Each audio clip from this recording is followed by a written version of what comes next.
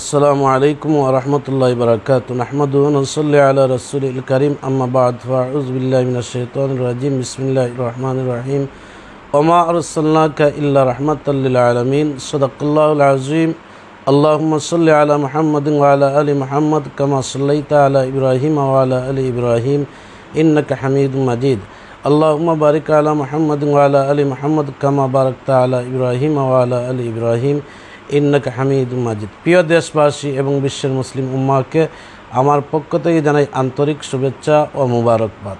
আজকে 12ই রবিউল আউয়াল আমাদের নবী সরকার দু আলম দুজাহানের বাদশাহ সৈয়দুল মুরসালিন খাতামুন নবীন শাফিউল মুজনিবিন রহমতুল্লিল আলমিন হযরত মুহাম্মদুর রাসূলুল্লাহ সাল্লাল্লাহু আলাইহি ওয়াসাল্লামের জন্মের দিন।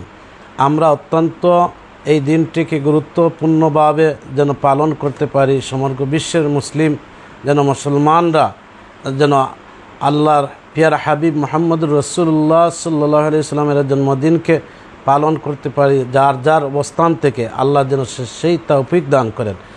প্রিয় নবী হযরত মুহাম্মদুর রাসূলুল্লাহ সাল্লাল্লাহু আলাইহি ওয়াসাল্লাম আগমন করেছিলেন সমগ্র মানব জাতির কল্যাণের জন্য। তিনি শান্তি ও কল্যাণের বাণী নিয়ে এসেছিলেন আমাদের মাঝে। মহানবী হযরত মুহাম্মদ সাল্লাল্লাহু আলাইহি ওয়াসাল্লামের জন্ম ও মৃত্যুর পূর্ণ স্মৃতিময় 570 খ্রিস্টাব্দের এই দিনে অর্থাৎ 12ই রবিউল আউয়াল তিনি আরবের মক্কা নগরীতে জন্মগ্রহণ করেন। 63 বছর বয়সে এই দিনেই তিনি ইন্তেকাল করেন। তাই এই দিনটি অত্যন্ত পবিত্র, মহিমান্বিত ও অনন্য। যুগে যুগে মানুষকে সঠিকভাবে পরিচালিত করার জন্য মহান আল্লাহ সুবহানাহু ওয়া তাআলা অসংখ্য নবী রাসূল পাঠিয়েছিলেন।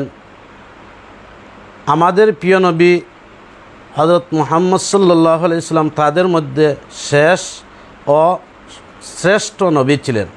সমগ্র মানব জাতির কল্যাণে উৎসর্গকৃত ছিল বর্ণাঢ্য কর্মময় জীবন। রাসূল পাক সাল্লাল্লাহু আলাইহি ওয়াসাল্লাম ছিলেন ন্যায়নিষ্ঠ, সৎ ও সত্যবাদী এক মহাপুরুষ। মানুষের মুক্তি ও কল্যাণ কামনা করেছেন তিনি এবং সে লক্ষ্যে ব্যয় করেছেন জীবনের সবটুকু সময়। নবুয়ত প্রাপ্তির আগে তার সততা ও সত্যবাদিতা স্বীকৃতি পায় আল আমিন উপাধিতে।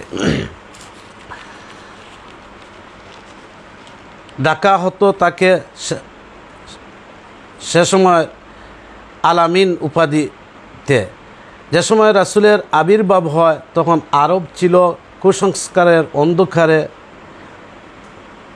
আচ্ছন্ন একটি পশ্চাৎপদ জনপদ।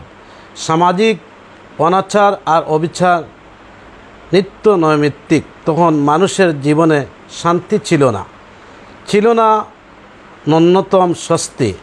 দাস প্রথা আর গোত্রের বিবাদ ছিল আরব জাতির অগ্রগতির প্রধান অন্তরায়। সেই অন্ধকার থেকে আলো নিয়ে এসেছিলেন আমাদের নবী হযরত মুহাম্মদ সাল্লাল্লাহু আলাইহি ওয়াসাল্লাম। আর ছিল নিষ্ঠুরতা ও বর্বরতা, ছিল না শিক্ষার আলো, অন্যায় অবিচার সব দিক থেকে।